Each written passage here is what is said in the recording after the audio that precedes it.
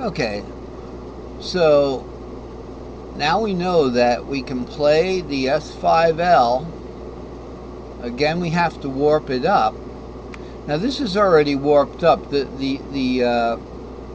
G string on the top, the S1G we'll call it.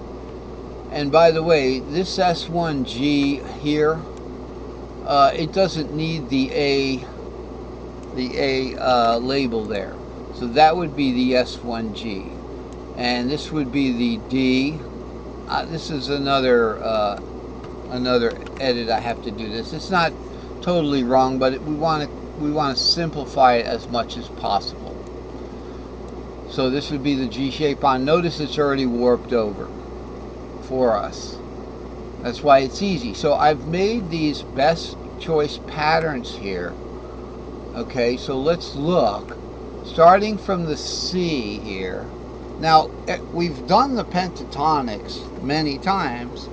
What I'm looking at now is these nice, colorful, and I've got some new choices for the shapes. So if we look at the C shape, normally with the C shape, I'm going to remove the capo so I can get a good finger on those notes, because I have a little bit long. I have a baritone guitar here almost, because I down-tuned it. And then put the notes appropriately. So this would be the lowest E. Alright, I don't know what they call it, you know. That's pretty much where it's at for me. But you know, this stuff, once you get into a groove, it doesn't matter what octave you're in. You decide that. You get down too low, you don't want to play in the mush, right? You don't want to play like, if you were just playing an E, like, see, it kind of sounds mushy. Whereas up here, sounds a little more of a ringtone. Down here, sounds like you can pretty much discern the notes about there. It'd be about an octave.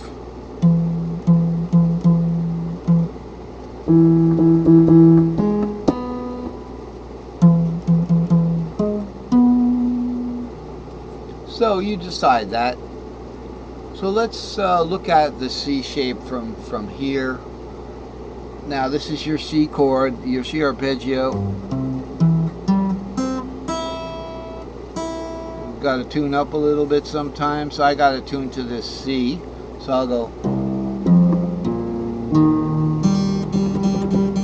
It's usually that string.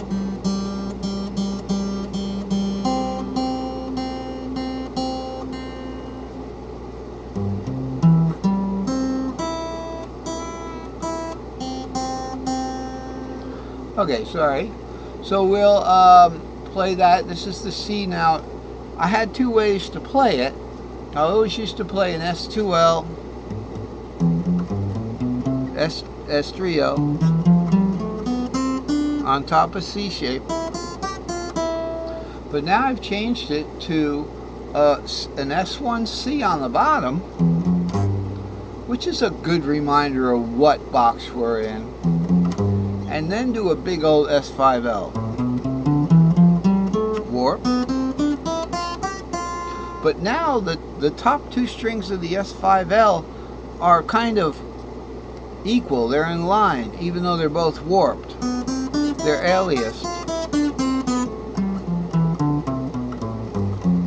As the second and third string from the bottom are aliased as well, in the other, skewed in the other direction. So that's our C. Now let's look at the A box. I've decided I would do this like this. We'd have an S1A string shape. Now remember, these guys are kind of TMI. I forgot to take these out. I did this chart today. So these guys are kind of TMI there. So there's our A. Now this is tri-pentatonic now. So we're going to start with 5/6 and do an S4L. Now let's review what that S4L is. Okay, we got it right here. An S4L is essentially the E shape, the C shape, the G shape, and the D shape. Talk about labels. Well, here's their revenge. Don't delete us, because we're still valid. Okay, so in the S4L we have we have the E shape, the C shape. Okay, then we're going to bring the half steps over. So these are 2 aliased on the bottom, 2 aliased on the top. It's from the 7, it's so easy. That's it, there's your S4L. So let's drag back a few diagonal clicks to that A. We're going to do an A shape, an S4L, and yes, that S4L is going to be the E shape right here. Here's your E, here's your B. The E shape goes B, C, D.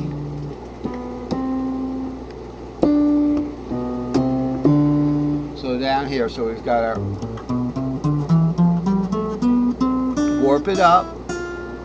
Okay, the top of the S4L gets warped up into that D shape. See the D up there? And then, so that's our diatonic. So if we just memorize that, we're going to do a 5/6, a 5/6 with an S4L in the middle.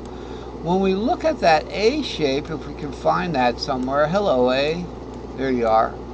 So we're going to do that.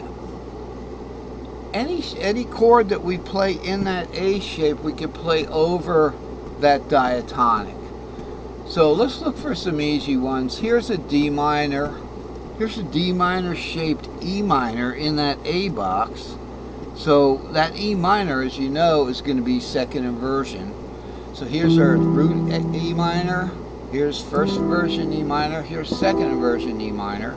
We're going to be up on the top strings. B, E, and A. Okay, so up here in the A box is going to be B, E, and A. See, this gets down to it has to be this way. You know, I couldn't find that B at first, but I was like, but it has to be this way. So if we're going to bar this chord, we're going to bar on the G and go, and then roll the bar forward, roll your finger forward a little bit, you know, or you could just do it like this, you know. So we're going to play that E minor there, then we can play our diatonic over it. So well, let's see another chord we can go to. We could go from that E minor, we could probably go to root pretty good, right? So let's say we're going to go to an A-shaped root and back and forth right there. So it'd be, let's just do the 3 of them because I'm messing that up.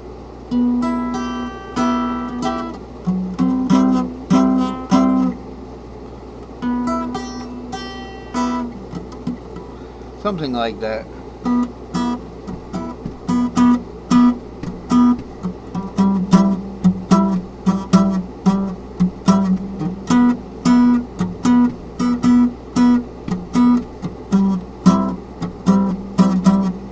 Now let's go diatonic to the 5th.